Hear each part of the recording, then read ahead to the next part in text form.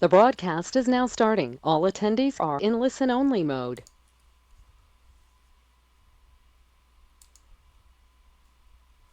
Well, hello everyone, and thanks for being here early for our webcast tonight.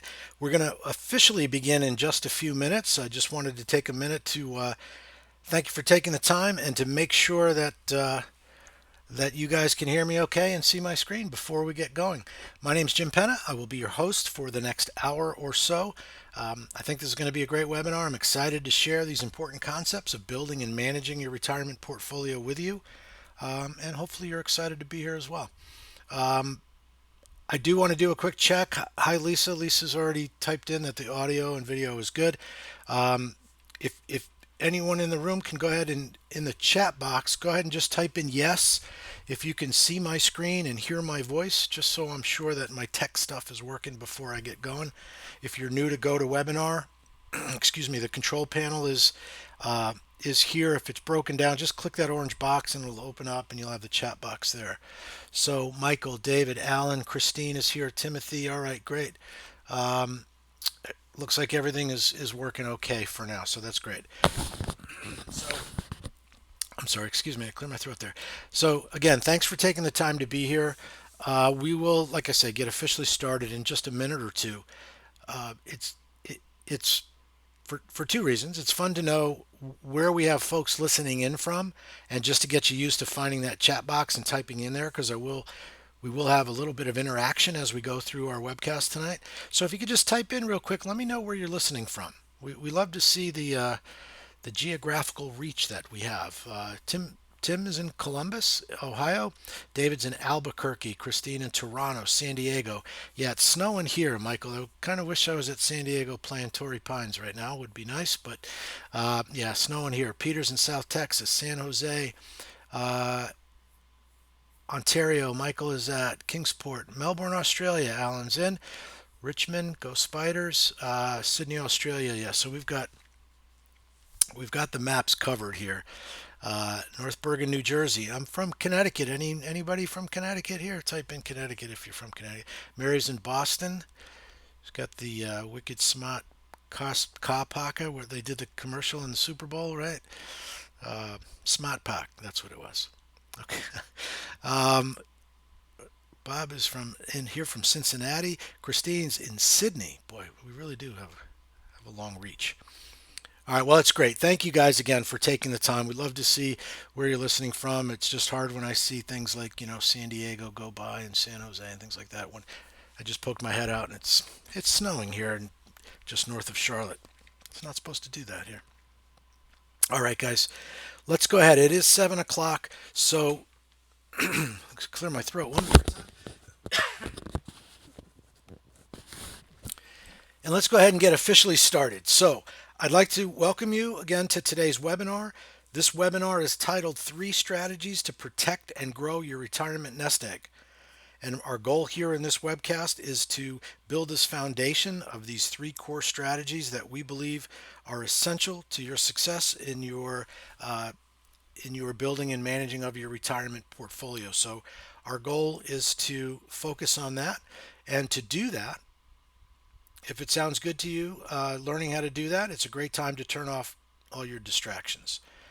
Right? Close your door, turn off your cell phone, or at least put it on vibrate, and try to focus, because I think there's going to be some pretty good information here. If you're here because you want to build and manage your portfolio, you're in the right place, and we think it can have a huge positive impact on you. So go ahead and turn off those distractions and get ready to go.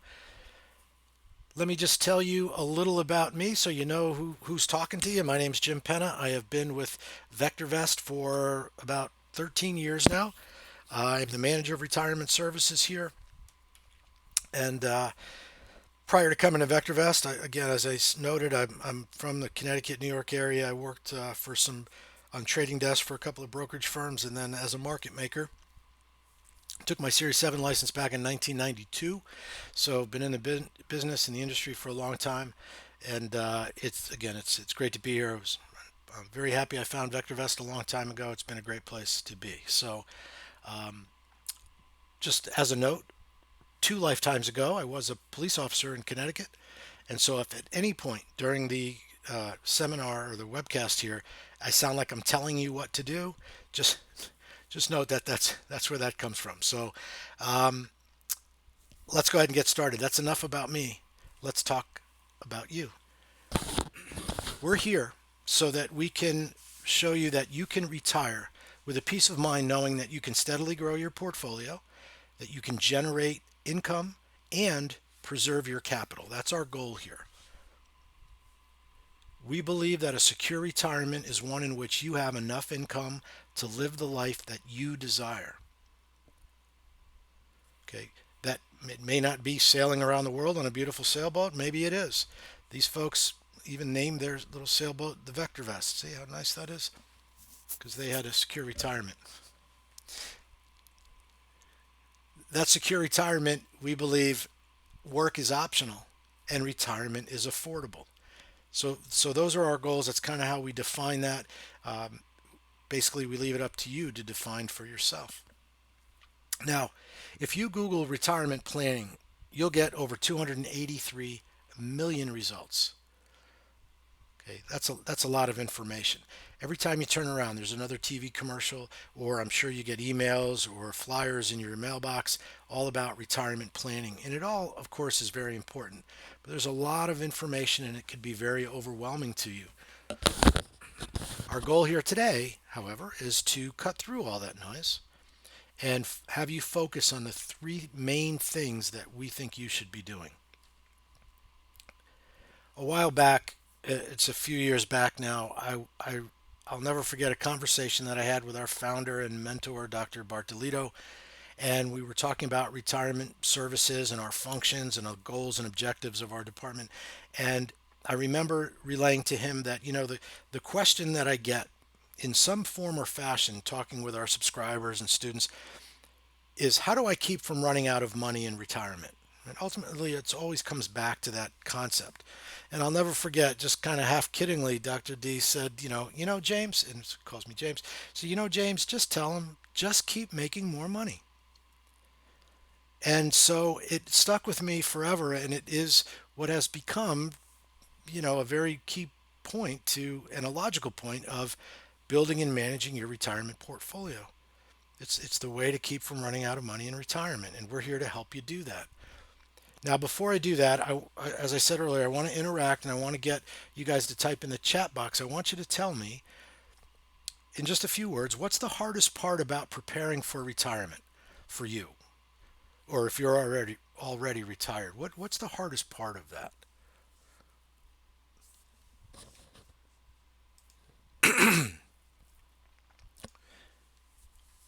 If you want to just type that in there so we can get an idea. And there they come. They're flowing through pretty quickly. Fluke, it says, if that's your name. Knowing what percentage of income to allocate. Yeah, that's an important one. We're going to talk about those assets that you are dedicating to the equity market.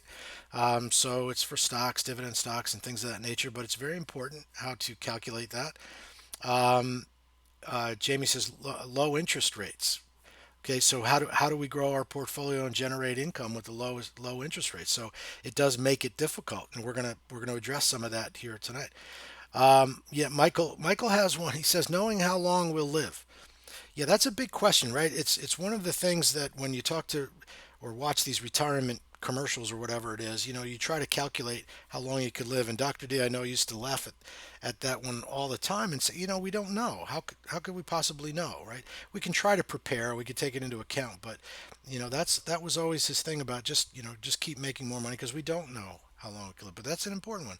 Preserving capital, KC says that's going to be a big one. Putting a plan into action, probably in the macro sense, the most important thing that that we can that we can do is have a plan to put into action. So, and there's one more before I go on. Avoiding the losses, right, in the down markets, Walter says, and that's a big one. So, okay, well, you know what? By looking at these things, these concerns that you guys have, I really do believe that we're all in the right place, and we're going to have a good session here. Now, as I said earlier, our goal was to provide that peace of mind, and I tried to put it in little cloud to make it peaceful looking here. So if our goal is peace of mind, let me just take a second to talk about these three core strategies that we're going to focus on. Now, just let me say right at the beginning here, I know I've only got about an hour or so to talk about these core strategies. Just know that at the end, if you want to learn more about the overall process, I will show you where you can go for more information at the end here. But for now, in this hour, I want to talk about what we call the three the three P's, if you will. The first one is profit. We're going to focus. One core strategy is all about capital appreciation, growing your portfolio, growing your nest egg. We do that with high quality, safe stocks that rise in price in a rising market. We're going to also talk about the second P, which is provide. Well, what does that mean? It means provide a steady income, a safe, steady cash flow to help you continue and generate income in retirement. And then, as I believe it was Casey who had written in the box here, preserving capital. It is, in my opinion, the most important part of what we're going to talk about tonight because you can make some money, you can provide income, but if you're not ready for when that market turns against you, it's going to be all in vain. So here's what we want to do tonight. This is the focus.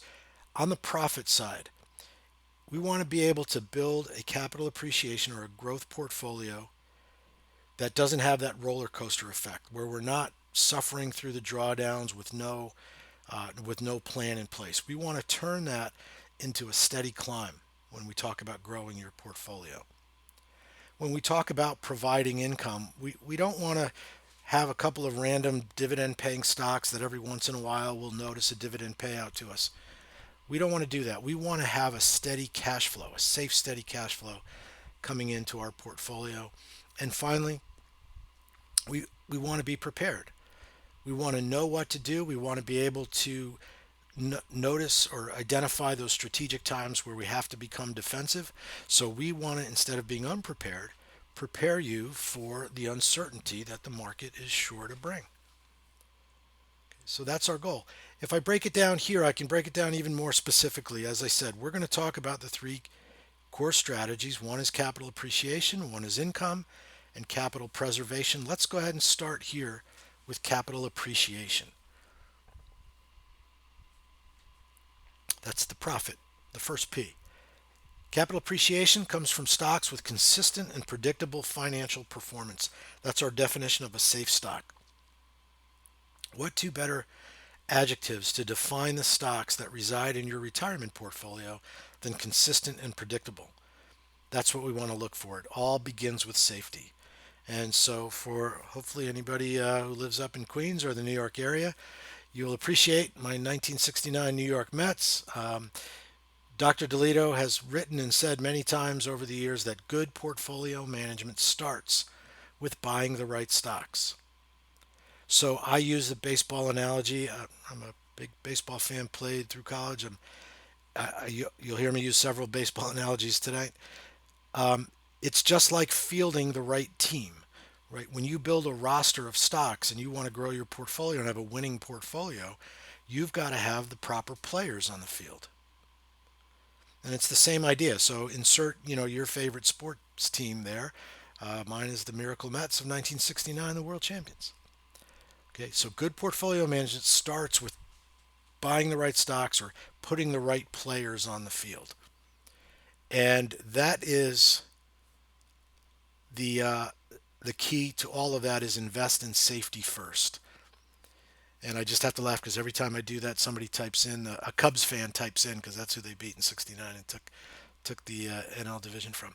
It all begins with safety, right? We want to invest in safety first.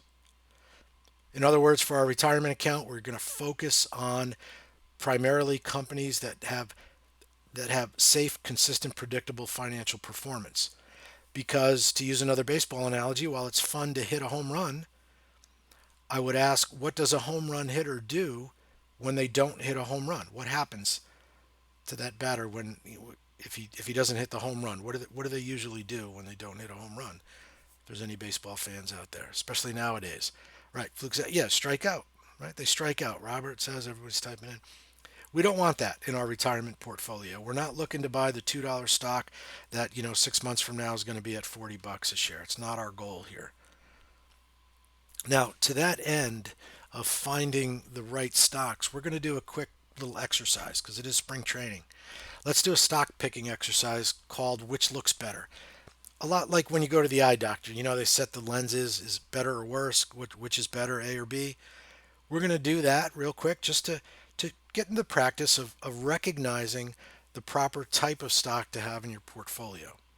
So let's go ahead and do that. Let's look at a couple of graphs here. Now, just real quick, the price is on the top portion of the graph. Down below is the VectorVest calculation of earnings per share. And we can see these patterns of how these stocks are moving. And so I'm going to go ahead and ask you, just like your eye doctor, which is better, A or B? And Donald had already typed in B. Kristen says B. Everybody should be typing in B. I need you to interact with me. Yeah, B. That's the kind of pattern we want to see. Which is better, A or B? Right, still B. Yeah, let's type it in B. That's what we want to see. We want to see that nice northeasterly direction on both our earnings per share rising and on our stock price. Now, talk about roller coasters I mentioned earlier. Which is better here, A or B? Right? And again, it's B. Okay. Yeah, that's steady upward growth. Right? We want stocks that have that nice steady movement, that lower left to upper right movement. We want that nice graph pattern. As it turns out, that's our stock there. Okay. That's what we're looking for when we're looking for our retirement portfolio, the quality and safety of the stocks. That's the visual that we want to see. Now, what did those stocks have in common? Well, all of the stocks that were labeled B passed our stock safety checklist. Right? All of the stocks that were A, they did not. All of those stocks that had falling earnings and falling stock price did not pass the test. So we want to check these boxes. So in the VectorVest program, when we talk about safety on a stock, there are very specific pieces of information that we funnel into the VectorVest program. And at the other end of that funnel comes these proprietary parameters and indicators that allow us to rank and analyze these stocks. So when we talk about safety in the VectorVest program, about a safe quality stock, these are the 6 pieces of information that go in. Earnings consistency, it just makes sense. Does the company make money quarter over quarter, year over year, consistently and predictably? If so, it gets checked off on the box. We talk about company size. What we want to be cognizant of here is that just because a company is a large company doesn't necessarily mean it's a safe company. And the example there is GE. Think about GE, super large company that hit all kinds of headwinds. We look at price behavior, right? The stock's price growth persistence, or its ability to withstand long or severe downturns. Right? Does it have a steady price behavior? The business longevity, how long has the company been in business? And then 2 very important ones here, dividend history. Now, a good quality, safe stock does not have to be a dividend payer, but if it is, it darn well better pay that dividend every quarter. And not only that, it should be raising that dividend year over year, because there is no greater black eye for a company than to have to announce that either we're cutting our dividend, or even worse, we can't pay our dividend this quarter or not going to pay it. Right? So that dividend history is a big part of the safety of a company if they do pay a dividend. And then finally, debt to equity ratios. It's just balance sheet stuff. The idea here is, can the company withstand any type of headwinds that they might run into? Whether it's specific to the company or an economic thing overall, a macroeconomic thing that the company might run into. Do they have the ability to weather any kind of storm like that? A favorable debt to equity ratio, a strong balance sheet is going to allow that to happen. So those are the specific pieces of information that go into our analysis of what a safe stock is. Now, if you go out and you try to find that data on your own, you're going to get buried, and it's going to be very difficult to find and to put together and make sense of. So what we've done here at VectorVest is we've created one single indicator that looks at all of those pieces of information and funnels them into one parameter called relative safety. And what we do is we take both fundamental and technical indicators and we put them into that funnel, and they come out on a 0 to 2 scale. And we're going to focus on relative safety here, okay, for our purposes here tonight. So on a 0 to 2 scale, of course, 0 to 89 is poor, 90 to 109 we consider fair. What we're looking for is, of course, uh, anywhere from good to excellent, focusing more on that excellent side. So 1.4 to 2 is excellent in the VectorVest scale. So that's what we're looking for when we analyze these stocks. But just to make clear, there's a lot of information. If I say a stock has a relative safety of 1.43, okay, my goal is to convey to you that there's a lot of information that goes into that, and not just, oh well, great, it's 1.43. But just understand that a lot of information goes into that. So here's an example. We have a search in our, this is one of several that can find good quality, high relative stocks. Happens to be one of my favorites, and it's called ruler stocks. It's within the program. You can find this search, and what it does is focus on the stock's growth rate. The earnings growth rate has to be at least 14% per year, and the stock's relative safety, that number I just talked about, has to be at least 1.4 or greater. And then what we do is we use the power of the sort here, relative safety times growth rate. That combination takes the best combination of those two indicators to the top of the list. So it's a very strong indicator, parameter, whatever you want to call it, and it allows us to find these safe stocks. And usually when we have high RS stocks, things like capital appreciation potential, that price persistence I was talking about, earnings growth rate, and if they pay a dividend, the safety, all of those things fall into place when we see these strong numbers here like we do. So we looked at those, which is better, A or B. Well, MasterCard was on that the list that we said looked better, right? Because the price of the stock is rising while earnings per share continue to rise. This is why they're called ruler stocks, by the way. Impose this on here.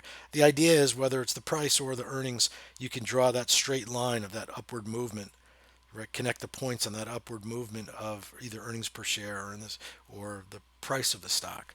That's where the name ruler stocks comes from.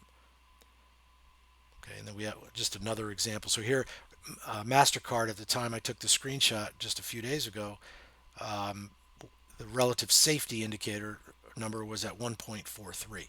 So again, excellent on that term. TDG, just another example. This one's got a 1.4 relative safety number. Okay, so that's it's very important. These are the type of stocks that we want to look, because when we build a portfolio on high safety growth stocks like the ones we've talked about, when coupled with a very prudent risk managed plan behind it, there are some very good results to be had. Now, this screenshot's just from a few days ago. It's actually up around 128.5% just over the last few days. But this is a 3-year look at building a portfolio using high relative safety stocks. And these are the type of returns. Now I have a 1 year, I have a 3-year, 5-year, 7-year. They all perform really well. I don't show a 1 year because most 1 year portfolios have done well. The market's been going up. It's easy to show a 1 year, but this also includes 2018 when the market was actually down. S&P 500 was down 7% during 2018. Right? We actually grew the portfolio. And yes, there will be some drawdowns, but that slow, steady climb is what we're looking for. That's up over 40% annualized rate of return over the last 3 years. Just to give you some context, in the VectorVest program, we have the ability to do what's called a quick test. So for the same life of this program, for this portfolio, which the screenshot's from the 18th of February, so what was it, yesterday, day before, whatever, I ran the SPX from the beginning of January of 2017, and it's up nicely. I got a 15, we'll call it a 16% annualized rate of return. versus the SPX. So just to put it in some context, we don't want to just ride along with the market. There's an old saying I heard. I'm stealing it. I forget who I heard it from, so I can't attribute it. But you don't want to just be the market. You want to beat the market. You want to beat the market. So here we clearly have pretty dramatically. So that's the power of those high growth stocks, finding the right stocks, applying the correct risk management techniques to it. So again, I'll ask you guys to interact with me to make sure you're still with me. Which would you rather have? Would you rather have the, as someone said earlier, the fun of the roller coaster ride? Would you rather take that roller coaster ride and have no safety? Or would you rather have that steady climb with a portfolio of safe, high quality stocks? Go ahead and type it in. Now, I know the answer, but I want you guys to type it in. I want you to be involved here. And yeah, safe and steady, the steady climb. Of course, that's what we're looking for here. We all want that.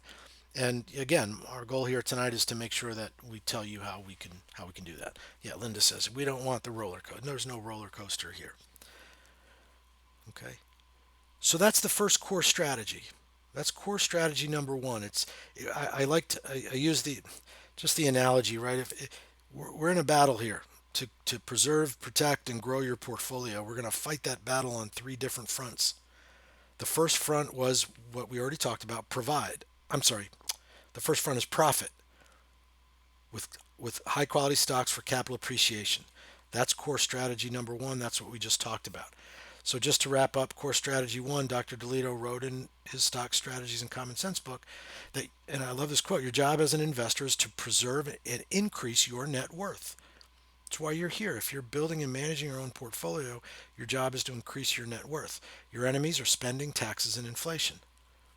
One of the best ways of defeating these enemies is to have a portfolio of solid growth stocks. Okay. Okay. So that's capital appreciation, front number one. Next, we're going to talk about the second core strategy on how to be successful in retirement, and that is income. That's creating or providing a steady income flow from first dividends and then from covered calls. So we're going to do this income portion in two parts.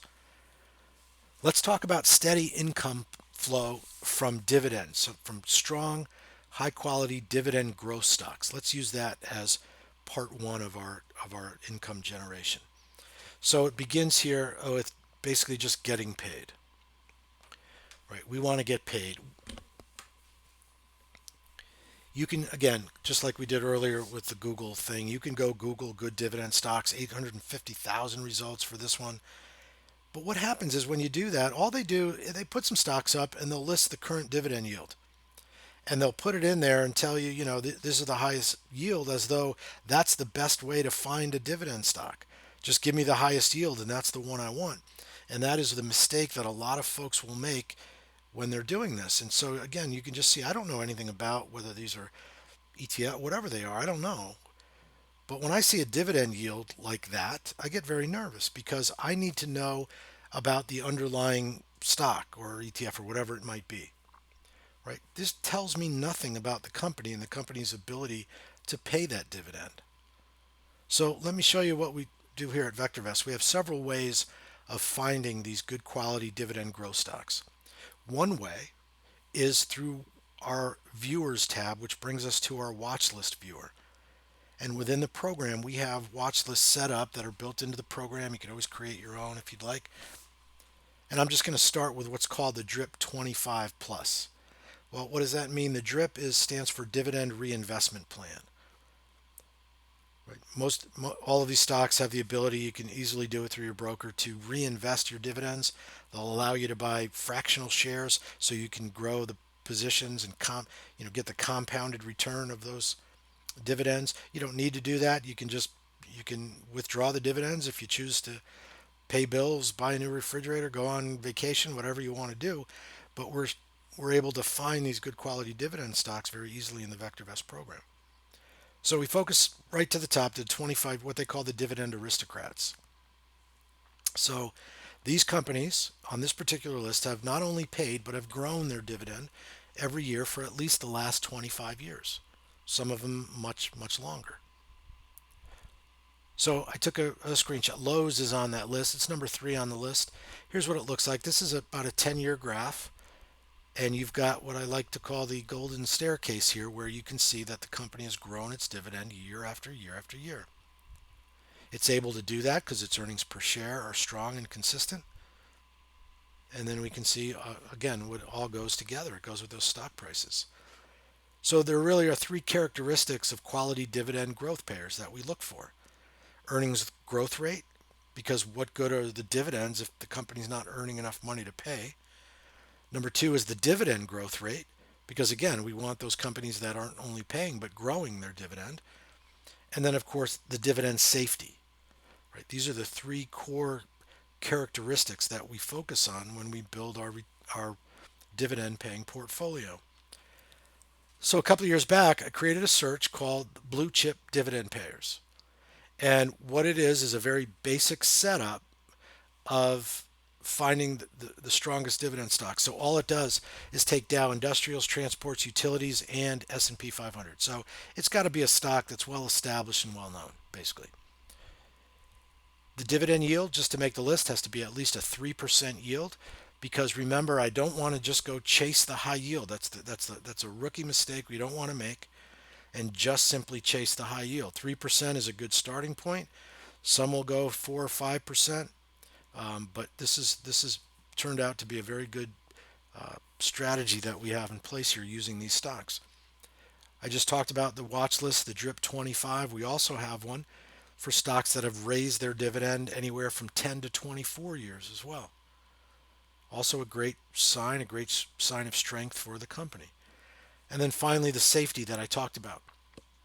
One of the keys to picking a quality dividend stock under the umbrella of safety is making sure that the payout ratio is favorable. Right? It's a very important factor when picking these stocks out. And what I mean by that is I don't want a stock that earns $2 a share. Right, is their earnings per share is like $2 a share, but they pay $2.80 dividend, annual dividend, or a $3 dividend. Right, that I want to stay away from those type of companies and those type of stocks. Right, I want my company to earn more money than it pays out. So I spent a lot of time trying to, you can actually build formulas for payout ratios here, all kinds of craziness. And Dr. D just said to me one day, James, just put on 50 dividend safety greater than 50, and you'll solve the problem. And he as always was right. And any dividend safety ranking above 50 will show a an earnings greater than dividends paid, or earnings yield greater than the dividend yield, and that's what we want to find. So when we combine these 3 characteristics of dividend growth, dividend safety, and earnings growth, we're able to find what we call the blue chip dividend payers. Now, we also have a live portfolio that we track here in Retirement Services. This one I've gone out a bit further because remember, this is a longer term look. It is what I always admiringly call it's my favorite, but it's also the most boring portfolio that I track and monitor, because they're just really good quality stocks, mature, well established stocks, companies with large free cash flow that they pay out over and over quarter, year over year. They continue to grow their dividend. So this one over 7, and I can tell you 1, 3, 5 years, they're all very, very good on the capital appreciation side. Not as much as the ruler stocks because it's not designed for growth. But what you have is 154% return on this particular portfolio. That doesn't even include the dividends. There's another $30,000 that it doesn't provide the payouts through here, so you have to manually add them or calculate them. And I calculate it's over $30,000 in dividend payouts as of about 2 months ago. So that should really reach somewhere around 184%. That's about an 18 or 19% annualized rate of return in a dividend growth portfolio. I'd ask you to type in if your retirement portfolio at 18 or 19% was favorable or acceptable, and you can type it in if you want to, but I sure hope and wish that you would think so. Okay. All right. So that's our dividend portfolio. Remember those characteristics, very important when you're building that portfolio. Next, I'm going to talk about capital preservation. As I said earlier, in my opinion, it is probably the most important part of this because you're not able to achieve this if you're constantly losing money. And somebody typed in when we talked about the hardest part of retirement, I think somebody typed in, avoiding the losses because yes, the market's gone up recently and that's wonderful. And I'll talk about that in a minute, but don't be blinded by this. Remember, we're looking at the long term here. So capital preservation is extremely important. So that's the third.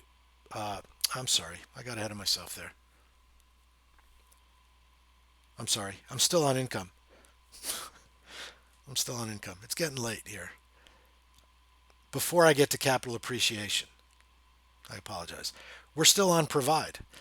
We have another way to generate that steady flow of income, right? Remember I said it was part one. Now we're in part two. We're going to talk about covered calls. Okay, so there are two strategies within the income. There's the dividend portfolios I just talked about, and I'm sorry I got a step ahead of myself, but there is part two, and it's about covered calls. Now let me be clear here. I'm going to talk about a couple of techniques for covered calls, and when we talk about capital preservation, I'm going to talk about two specific option trades that I believe are essential to your success managing your portfolio. You do not have to be an options expert to do the trades I'm going to talk about. You do not have to go through some advanced option course to learn how to apply what I'm about to talk to you about. So if you are unfamiliar with options, it's okay. That's why you're here. If you buy and sell stocks and you understand that, you'll understand the idea of a covered call. So let's talk about it. What we want to be able to do is collect rent. You know how Monopoly, you put the hotels and the houses on there, and somebody lands on it and they pay you rent, right? That's our goal here. I want to show you how to collect rental income on the stocks that live in your portfolio. It's a great way of generating income in your portfolio, and here's how it's done. Whether you're new or not to covered calls, this is one of the most logical, the most straightforward definitions of what a covered call is to me. It was written by a gentleman named Lee Lowell. He wrote a book called Get Rich with Options. He was an options pit trader at the New York Mercantile Exchange, and he wrote this book. And I won't read through the whole thing, but here's the definition that's highlighted. Here's what a covered call is. Understand that there are other traders out there who will give you money today for the right to take your stock away from you if it reaches a much higher price in the future. He goes on to say selling covered calls is such a great strategy for padding your bank account. I still can't believe there are investors who aren't taking advantage of it, and frankly, neither can I.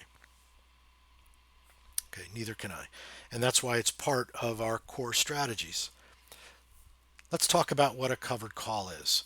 First of all, a call option, right? An option is a contract. It provides the buyer of the call option the right to buy a stock at a certain price by a certain date. One contract equals 100 shares. So if I own one call contract, I have a right to buy a stock at the certain price by a certain date. That certain price and certain date are the strictly defined terms and conditions. That's what a contract is, right? Strictly defined terms and conditions. Let's walk through that so I can explain that. This scenario, you either already own or you go out and you buy shares of a stock. In this case, it's Lululemon. And it's got to be in 100 share increments, by the way. It's what's called a round lot. So you can either already own it or you can do it simultaneously. So I buy 100 shares of Lulu at 176. Could be ABC stock, doesn't matter. We're just using Lulu. This is an actual trade that was done. So we buy the stock and then we go out and we sell a call option against it with a $180 strike price. So what did we just do? Well, as Lee Lowell said, I just sold someone the right to take my Lulu away at 180 bucks. I own it at 176. Not only that, I got paid in this case for one contract $10.33 per share, or $1,033. I sold someone the right to take my stock. They paid me 1,000 to take it away $4 higher than where I bought it. Let's go through some what if scenarios. What could happen? Now, you own a stock, so the risk is inherent in the fact that you own the stock. If the stock goes down, the profits from the call you sold will help minimize those losses. But what did I do? When I bought the stock at 176, I took in 10 bucks of premium for the covered call. I got paid $10. So really, I now own the stock all the way down at 166. So that stock could actually fall, and I built in a nice cushion. One of the great positives of trading covered calls or selling covered calls. Now, what if the stock goes sideways? Well, great. I took in the 10 bucks. The value of the call option over time will fall, and I could either buy back the call or let it expire, and I get to keep my $1,000 or a good portion of it. And if I want, I can turn around and sell another call against it. I'm getting paid. I'm generating income. And then finally, the stock could go up. If the stock closes above $180 at expiration of the contract, I get to keep the entire premium. That's my max profit. Plus, I get to keep the $4 in this case of the capital appreciation. So what would have happened? Again, this is an actual trade. Whoops. At expiration, Lulu closed at $181 at the expiration of this trade. $400 I get to keep for capital appreciation, plus the $1,000 premium. So $1,433 is the max profit. Now, I know some folks are saying, well, what if the stock keeps going up? So before you type it in, I don't care if the stock goes to $300 and 2 days later, it doesn't matter. Why? Because when I hit the enter button, I had an objective in mind. I knew what my max profit was. I knew what I wanted to capture from that max profit. And we've already talked about capital appreciation in the growth portion of our portfolio. So that $1,400 is the perfect trade. I realized the max profit. It's the power of the covered call. Now, in this case, like I said, this is an actual trade. Frank, this was back in June of last year. He was able to capture 93% of the profit target. So I was actually able to do this trade. We did this in one of our coaching groups, our retirement coaching group, and he was actually able to profit from that trade. Let me just walk you through one more example, and there's many of them, of the retirement, what we call the retirement income portfolio that we manage in our Tuesday coaching group sessions. This is only since June of last year. This is when this began. We have done, at this point, 6 trades, and we've made over $3,500 because there was a trade open. When I created this slide, there was another trade open. We just closed it a few days ago for another $540 profit. So we're up over $3,500 on AMD placing this one basic trade. And here's what it looks like. So on the first one back in June, this first circle is the date we put it on, the middle bar here, and this is when we captured our profit. So in 31 days, $600, almost 7% return. The system, the process that we use, AMD came up again a few weeks later, 28 days to make another $600. Right, so we're buying the stock and selling the call. That process that we use had some other good quality stocks, but then AMD came onto the scene again. 28 days, we made another 4%. Just a few days later, it took us just 10 days to make over 5%. And then $800 a little bit later. And then, as I said, on February 4th, we entered another trade and then just closed that trade a few days ago for another $500. So when we talk about finding these quality stocks, having a system behind it, this is what we're looking at. And this is what's the part 2 of generating a safe, steady income. Using good quality stocks, that's the key, and having a risk management technique in place. So a wonderful way to generate income. So that's part 2 of income generation. Now, what I'd like to do is Now, talk about capital preservation. Right now, let's talk about capital preservation. What what I still believe is the most important part, because without it, right, if you're losing money, these two things become a whole lot harder. So the final P is preserve, and we're going to start with protective puts, the put option. First, let me give a quick synopsis of what a put option is. We already talked about a call. If you buy a call option, you have the right to buy a stock at a certain price by a certain date. In other words, you can call away that stock from someone, hence the name a call option. Now, a put option is just the opposite. If I buy a put option, I pay money out, right? It costs me money to own that put option. But for that money, what I've bought is the right to sell the underlying stock at a certain price by a certain date. What is it really? For our purposes, it's just an insurance policy. That's all it is. And the purpose is to what we used to call back in the old police days was CYA. Here we call it protect your assets, right? PYA here, protect your assets. That's the goal of capital preservation. And all you have to think of it as is an insurance policy. It's an old cliche, but it's a cliche for a reason.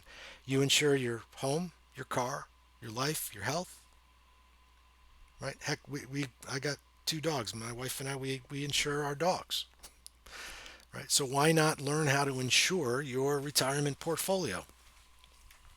It's just an insurance policy. If you look at it that way and you're new to options, that's all you have to see it as.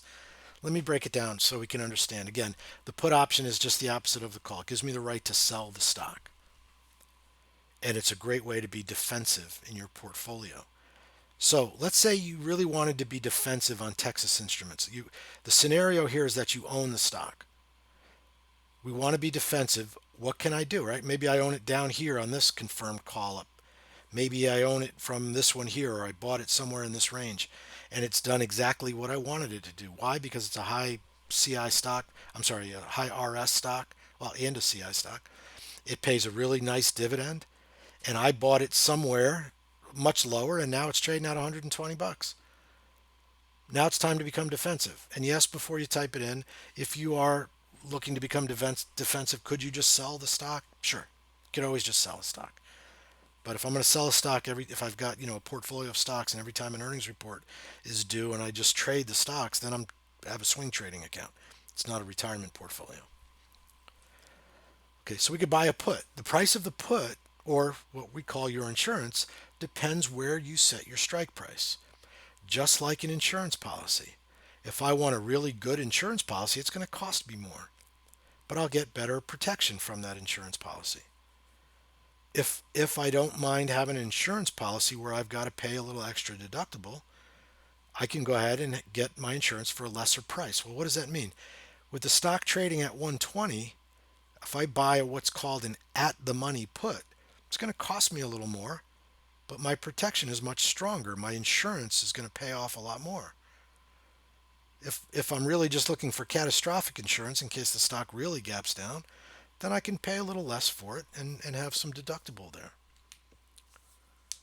Okay. And so it's better than, say, a stop order or a trail, some type of trailing stop. As some folks will ask, why not just put a stop on it? Because maybe I don't want to lose the stock. Maybe I just want to protect it for a very specific strategic reason, because something like an earnings report coming up. Which brings me to our case study. Okay. Here's the scenario. I bought Texas Instruments on 11/24 due to the confirmed up signal, and it comes up on many of our high quality searches because of the relative safety number. Now that's the confirmed up. That's 11/24. Maybe you were lucky enough to buy it way back here or anywhere in this range. The point is that you bought a good quality stock and it did what you expected it to do, and it went from somewhere between, I don't know, anywhere between 85 and 95 bucks all the way up to 120. It is now incumbent upon you to protect that unrealized gain. Okay? You could just put a stop, or you could just sell it. But there's a better way. And what you can do is buy the put option. Because the way I want you to look at it is I don't own it at 95 or 85 or somewhere in that range anymore. That's where I bought it. I know technically that's where I own it, but it's trading at 120 now. I own the stock at 120. That's mine. It's unrealized gain, but it's my gain. And it's my fault if I let it go away. So, in this case, what I can do is do my due diligence and know that as of that date, with a 20% gain or roughly $2,000, I know that earnings are coming out and I want to be able to be defensive just in case they don't go the way we hope they do. So what can I do? I can buy that at the money put. That more expensive, and we'll just for our example, we'll use the more expensive insurance, $4.23 per contract. If I buy one contract, it's going to cost me $423 to insure roughly a $12,000 asset. Okay. What happened? Texas Instruments had earnings and the stock gapped down. So what happens is the value of my insurance policy or my put option goes from 423 to 1128. Right? I offset the loss on my stock. Had I not bought insurance, my $2,000 gain would have been cut in half. I still have a gain, that's great, but like I said, I had 2,000. I just lost it. I gave it away because I wasn't proactive. I didn't do anything. So I lost $1,000 of profit. Had I bought the put, my gain would have still been, my loss rather would have been 1,000, or still would have had a gain of 1,000, but I made $700 on the put option, which means my net after earnings leaves me only down $300 instead of 1,000. What did I do? I mitigated my drawdown. I didn't give up time use of my money and have it go down and wait around or decide then to sell it and lose the stock. And then one of the reasons you don't put a trailing stop on it, because if a stock gaps down, right, it's a market order basically. The stock gaps down, believe me, market makers have big houses and nice cars and boats for a reason. Okay, when that stock gaps down, they're going to be all over it and the stock comes back and you end up getting a terrible print and you end up losing a lot of money. That's why we don't count on the stops. You don't have to. Okay, so you drastically minimize your loss. Now, it doesn't seem like much maybe for one stock, for one earnings report, but consider an entire portfolio over time if you're able to minimize those losses. And so I'll ask you to make sure you're still with me here. What would you rather have done? Do nothing, no insurance, or insurance? Which would you rather have there? Again, I know the answer, but I want you guys to type it in. Okay, Fluke says insurance. John says insurance. Mahesh, Philip, Jonathan, Alan, Christina. Yeah, that's what we want. We want that in protection. We want insurance. We want to sleep better. Remember what they say about insurance. Better to have it and not need it than to need it and not have it when we talk about our long-term retirement portfolio. So that's what we're looking at there. It's very important. Now, let me take the preserve part here one step further. Let's look at a case study for the overall market. So while there are specific times, especially earnings reports or other things that might be pending, sometimes there are reasons to say, okay, I got to protect this. I have a really nice unrealized gain. Let's protect it. That's for an individual stock. Understand that you can also protect your overall portfolio, right? So when we look at the overall market, and here's the perfect example. Now, right now, we're looking at SPX since October of 2019 when we've had this really great run up in the market. And it's been wonderful, right? It's easy. It's wonderful for our retirement accounts. I'm afraid people are beginning to, become blinded and they start to think that, this market's just always going to go up. Well, I'm like the State Farm guy. I know a thing or two because I've seen a thing or two, right? So I don't want to hear about this run up in the market unless you are ready to talk about the 20% decline in the S&P 500 in October of 2018. And the year it took just to get back to even for the ability to take advantage of this current run. Okay, these are important times and important parts of the management of your retirement portfolio. This is time use of your money, having it draw down, sitting there, panicking, maybe losing it to stop criteria that you might have in there, right? This is fine if you're 28 years old and you're contributing to a 401k through work a few bucks every pay period, right? You can live through this. Your dollar cost averaging, and it's great. But what if you're not 28? What if you're 58 or 68? Right? You don't need to live through these nightmares, through this mayhem, without protecting your portfolio, without basically profiting from this at times. But the key is mitigating and preserving your capital during these times. So let me focus in a little bit. So here's that same stretch, just with a little more focused. Right? This is October to Christmas Eve of 2018. And there are other times to use it, but this is the obvious example, and it makes the illustration easier. I'll zoom in even a little bit more to make my point. October 4th, 2018, we get a confirmed down call. That means the overall view in the VectorVest program is that the overall market is in a downtrend, our most conservative look at the macro view of the current trend of the market. It's time to become defensive. It's time to be proactive. We can go out and we can buy put options or insurance on the SPY, which is the ETF that tracks the S&P 500. This is a way to ensure your overall portfolio. So what happens? You purchase that. It's going to cost. We have a formula we use. I'll leave it at this. If you've got a $100,000 portfolio, generally 3 or 4 put options on the SPY, roughly at the money, is going to cover your portfolio. I won't go through the whole formula now, but just know that's why we chose 3. For $1,800, you're protecting 100,000, 110 grand, whatever your portfolio is at the time.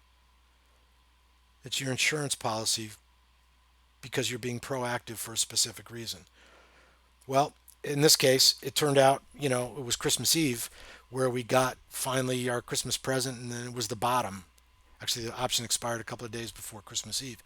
Well, if you had bought it, and you would buy it here, and held it for a 3-month expiration, you would have made roughly 12 grand profit on the put option. Now, let me just state, I'm not saying that I did that or that you would hold it right up until the expiration 3 months later. That's not my point here.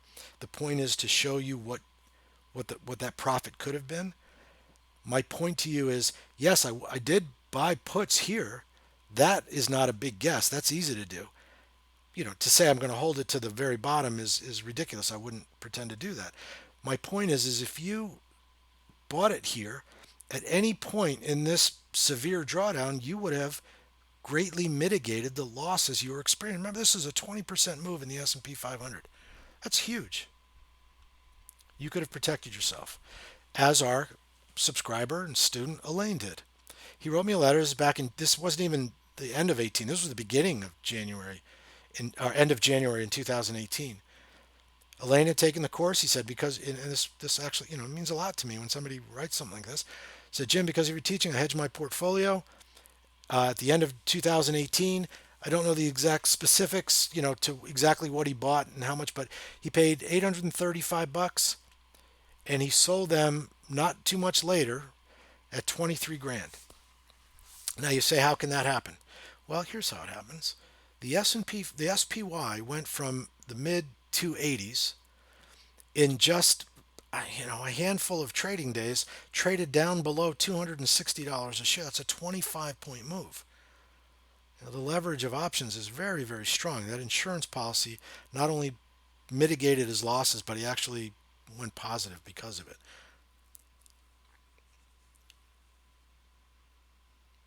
Okay. So very, very powerful stuff when you're able to protect your portfolio. So that's capital appreciation. Capital preservation. We talked about capital appreciation, income, the 2 parts, and then capital preservation. These are the 3 core strategies. We said that when you focus on high safety stocks, you can get some great results and a nice steady climb. That's a 40% annualized rate of return over those 3 years. The 1, 3, 5, 7 year are very similar to that return. The second front was income. If you focus on dividend growth stocks, you do it right with the proper trade management, you're looking at some very strong returns in both capital appreciation with these well-known, like I said, mature, free cash flow, high-value stocks. Add the dividends in, the returns are amazing when you begin to compound those. And then I talked about part two was covered call income, and I talked about just this one example of AMD and the ability to generate income just by selling the covered call. And then the capital preservation, our last two examples were the individual stock and then the overall market and buying puts on the SPY. So where does that bring us? It brings us full circle back to Dr. D's quote about how do we keep from running out of money in retirement? We just keep making more money. Right? Just keep making more money. And that's what has become what we call the ultimate retirement solution. Right? The ultimate retirement solution is to just keep making money. That's how you don't run out of money in retirement. And it was kind of the genesis for this online course that we have. Now, earlier I said that I would show you somewhere if you're interested in learning more, the techniques behind what we talked about here. I could only go through so much in an hour. We have the ability here in our Retirement Solution online course to protect and grow your nest egg. I can show you the modules in the course and assure you that what we do here is lay out piece by piece, block by block, the important factors in how you build and manage your portfolio. And it all begins in Module 1, setting clear goals and defining objectives. If you don't do that, I can tell you now, my experience has been that you will not be successful. It's very important to understand your situation and how you're going to set your goals and objectives. Modules 2 and 3 are dedicated to the first core strategy of growth, capital appreciation, setting up your plan. Again, it's all about the process and the modeling. Build your portfolio, and then we do the same thing for dividend portfolio. So these are very important when we look to apply the entire process. Next, if you're not familiar with covered calls, and even if you are, we're going to teach you about what the trade is, what it is, when and how to place it, the proper setup for the trade, and then the trade management once you're in. Right? That AMD is just one example of many of how you can create that steady income flow. Then we're going to talk about the strategic defense, right? Like Star Wars back in the 80s, strategic defense system. And I showed just a couple of examples, but we'll go through the portfolio protection and how to defend individual stocks. And then finally, all of this is just hugely important. But what I need you to understand is it's not just this theoretical stuff, it's the actual planning and the implementation of it is where it all comes to fruition here in Module 6, where we're able to actually have our checklists, automating some of the portfolios and actually implementing these plans. So it's very powerful, Module 6, when we're able to put all of these things together. Okay, you can go to that link that's down here, vectorvest.com URS. My friend and colleague Brian, who is in the background, very graciously answering a lot of the questions in the background, has typed it into the chat box. You can click right there. But let me just be patient with me and let me show you what's involved in this course. Okay, it's so much more than what I just gone through in the last hour. So let me explain what you get in this course. Right, first of all, the first bonus, as we call it, is that you get not only the 6 modules that I just outlined, but for each module that you go through, we're going to actually have another live mastery support session to go over to be sure that you are clear on how to implement that particular lesson in the module. We want to be able to look at what you're doing and help guide you if you have questions. And the beauty of the live mastery support session is that we are able to record it, we save it, we archive it. So if you can't make a live session, it's not a problem. So we go step by step, piece by piece, and we build this portfolio and these techniques for you. The next bonus, it may be worth the price of admission just for this. If you are familiar at all with options and you want to look to open another income stream, we have a bonus session. My colleague, Mr. Ron Wheeler, our manager of options income, will have a bonus module at the end of the course teaching you how to trade credit spreads, high probability trades to generate another source of income. What else are we going to give you? Well, if you join the course, we're going to offer to you 6 weeks access to our URS retirement coaching group. I alluded to it earlier. I talked about some of the live portfolios that we track that covered call trades, as well as the dividend portfolio. We have weekly retirement portfolio updates every Tuesday afternoon at 2 o'clock.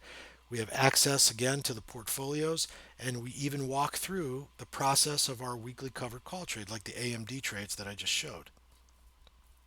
Okay.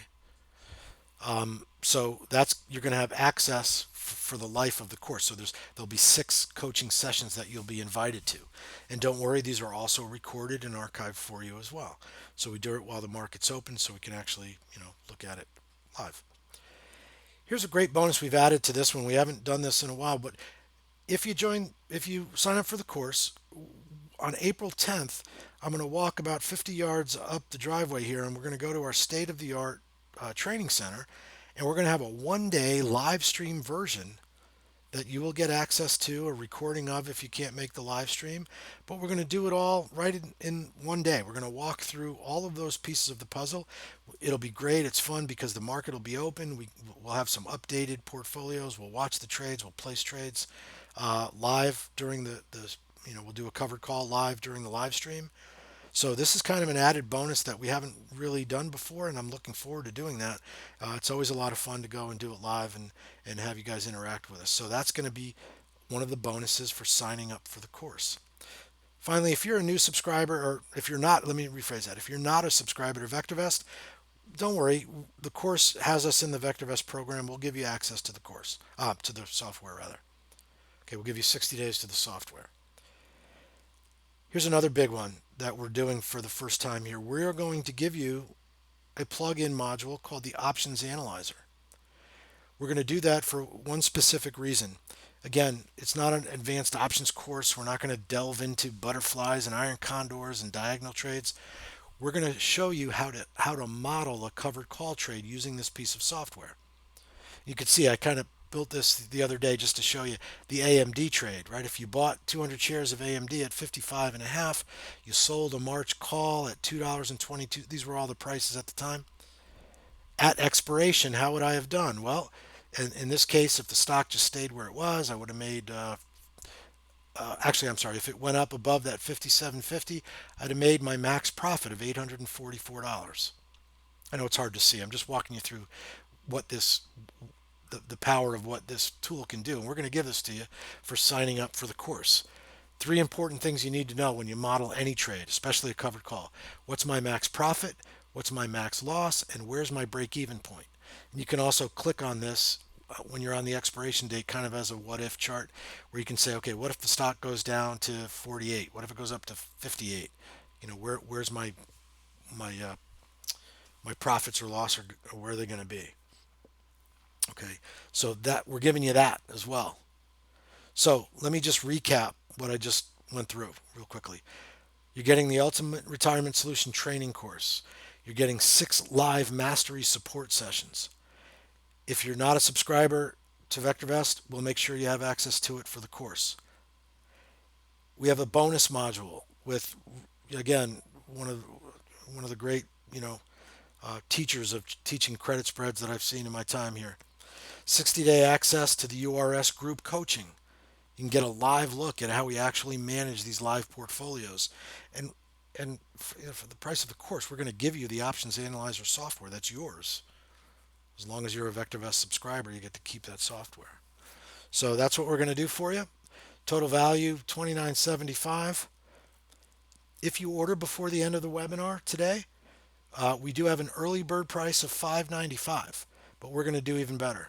Because you were kind enough to come to the webcast and spend the time and stay with us, go to that link that Brian typed in, or that you can type in vectorvest.com/URS, and you'll get a special price of only $495. Okay. And I know folks will ask, also, that $495 price is even lower than our elite pricing. And it saves you a phone call because you have to call in to get your elite price. So if you're an elite subscriber, before you type in what about elites, an elite subscriber is someone who's been with us for a certain amount of time or spent a certain amount of money. You can just go to this link and you can get basically a few bucks better than the actual elite pricing. Now, Before I bring Brian in to help with a lot of the questions that are coming in here, let me just say this. There's no such thing in the market as a risk-free trade. You can't go to your broker and place a trade that's risk-free. It's impossible. It doesn't happen. This course, taking this course, is a risk-free trade. Because after the course is over, if you have shown that you've done the work, that you've come to the to either to the classes or watched the recordings of the classes, and you're still not satisfied, this should read we, not you. We will gladly give you a refund. We'll give you your money back as long as you put some time in to go through the class. If you're not satisfied with the class, it's a risk-free trade.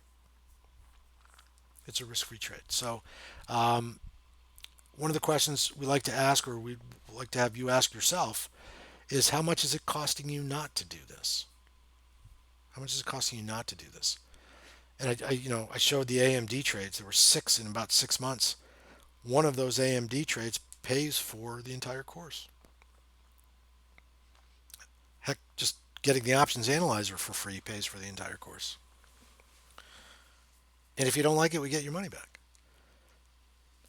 It's never too late to prepare for your retirement or to manage your retirement portfolio. There's the old saying, when's the best time to plant an oak tree? Well, the answer is, 20 years ago. But do you know when the second best time is? Who can tell me the second best time? It's today. There you go. Flick says it. Now, today is the next best time. So order before the end of the webinar. That $5.95 price, which will kick back in sometime early next week, but you'll get the $4.95 if you sign up for the webinar. This is what the summary page looks like. What I'll do here is ask Brian to come in, and thank you, Brian, for taking care of all the questions. We'll go ahead and address any other questions that are coming in, and I'm going to take a quick sip of water while Brian comes on board. I feel like you just invited me onto the boat that you showed at the beginning of class. USS VectorVest. As Brian hops on board here, Brian's the first mate. I'm going to grab a drink of water. One of us is Gilligan and one of us is the skipper. I don't know. I don't know which is which, but as long as I'm not Marianne or Ginger, I would prefer Marianne or Ginger. But anyway, go ahead. Well, Jim, we already had before you were even done talking. We had, I think it was Christine was like, "I'm in." Like I'm excited to get going. I'm trying to find it. She says, "I can't wait to start." Yeah, so that was cool. Great. That's great. So if you're like Christine and you're joining, let us know. Just say, "Hey, I'm in," and we'd love to see some names of people who are joining Jim in this course. So go ahead and type that in. Now, Timothy, it was quick. He's like, "I have signed up." Great. Welcome aboard, Tim. All right. So, by the way, those of you who are just like Christine and Tim were typing in, check your email. Check your email because you'll be getting a welcome email from us with all of the details, the dates, the times, all the links, everything you need will be in the welcome email. So keep an eye out for that. It should be coming because we will activate module number 1 next week, so you can get going. All right. Let's see. Jim, usually the most common question is, even though the course is recorded, people want to know dates of the sessions. So if you haven't shown those, if you have, can you show it again? Yeah, I didn't quite get there, but yeah, here is the calendar. So module 1, I believe next Wednesday will be activated, and then every Monday, starting on March the 2nd, our live mastery session is going to be at noon Eastern Time every Monday for the following 6 Mondays. So we'll have the mastery session for Module 1. On that date, I believe it's that date, Module 2 will activate, so you'll have an entire week to work through that. And then we'll have the mastery session and so on and so forth. So that's when it begins. And then these are our mastery sessions. I just added the bonus session will be the following Monday at noon. And then like I said earlier, I'm looking forward to the live stream. It's always fun to do that. So that'll be on April 10th. All right, excellent. Gentleman with doesn't show the first name, just the letter R.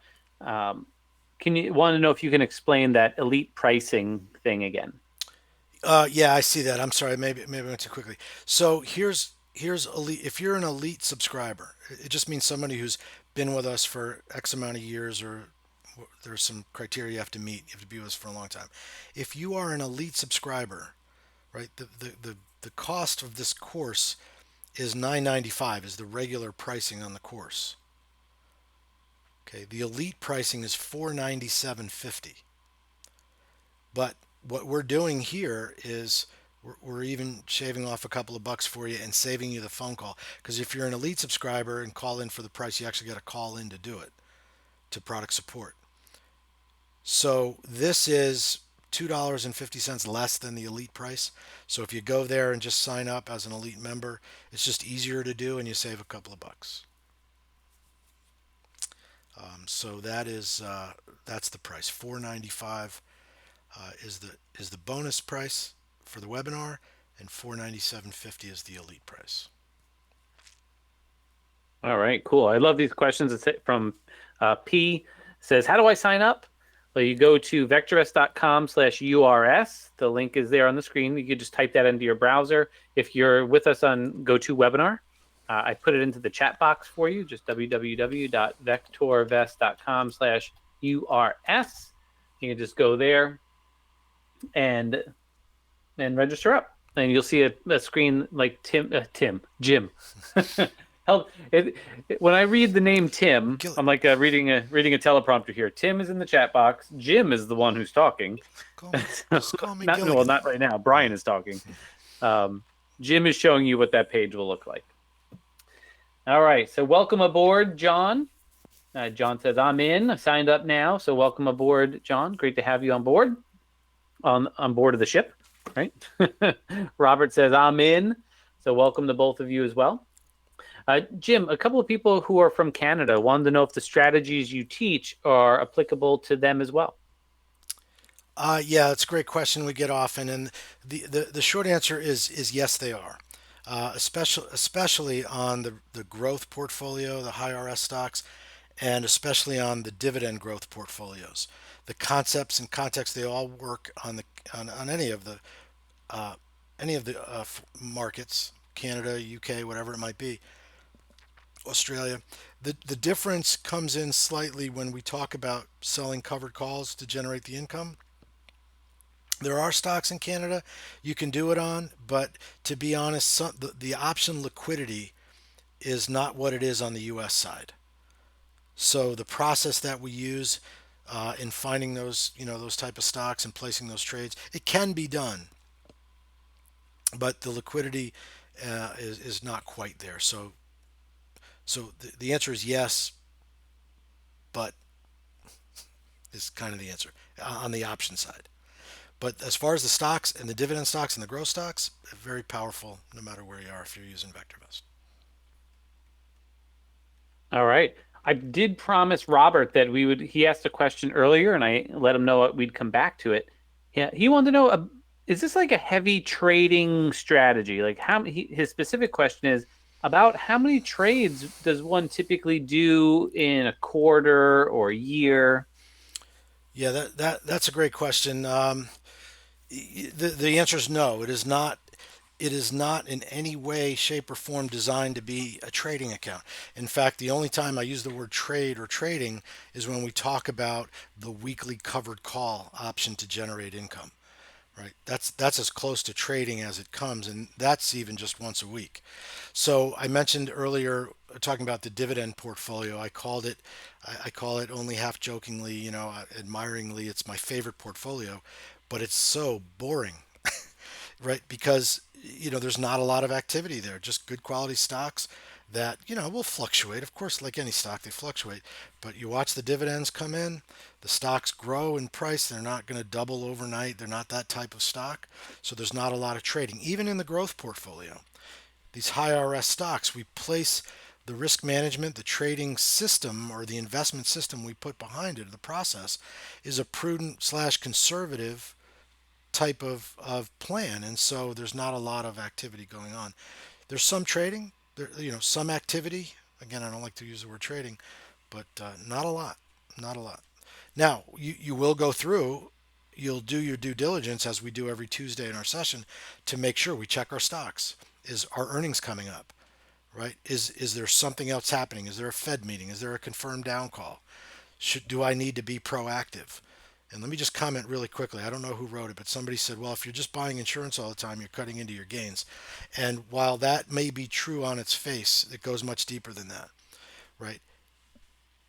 If if you do it strategically, and I'm not saying just keep an insurance policy on your portfolio all of the time, right? If you do it strategically, yes, sometimes you won't need it, and it will cost you a few bucks.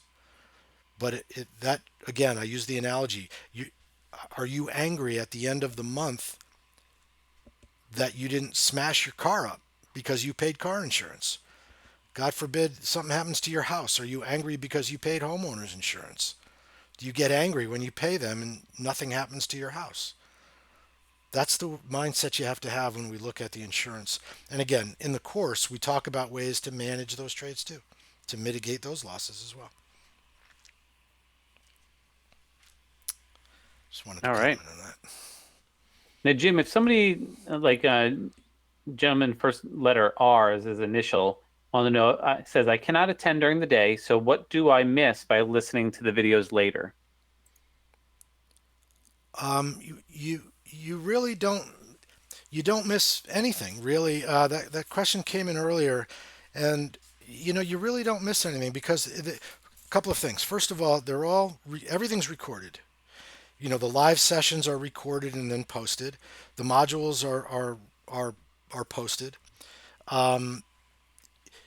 We do it the mastery sessions while the markets are open, but as I just talked about, it's not an actively traded account.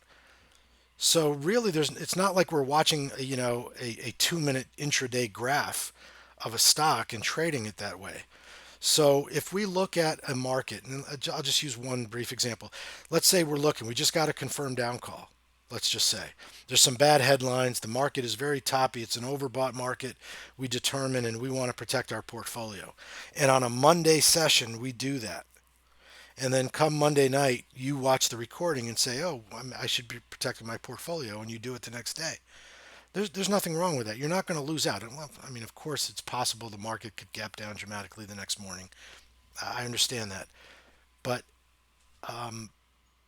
hopefully, just by taking the course, you'll recognize these times, on your own as well. But other than some dramatic move overnight, you're not going to miss anything by watching the recordings. And let me just say real quick while I'm talking about recordings, because I'm sure the question will also come up. You have access to these recordings for a full year after the course ends. So we don't just say goodbye on April 10th. Thanks for coming. Good luck. You have access to all of this information for a full year after the course ends. So the short answer to your question, I don't think you really miss anything if you can't make a live session, and keep in mind you have access to it for a long time after. All right. So I think you also answered Benham's question about can I watch live masteries anytime? So the answer is yes. Mm-hmm. Glenn, yes, this is in US dollars. And Ali, I think we covered your question about if you're working during the day, basically. Let me just reread it. I'm really interested to register, but all the days, of course, is in working hours, which I'm in the office. Okay, Jim was addressing that just a moment ago.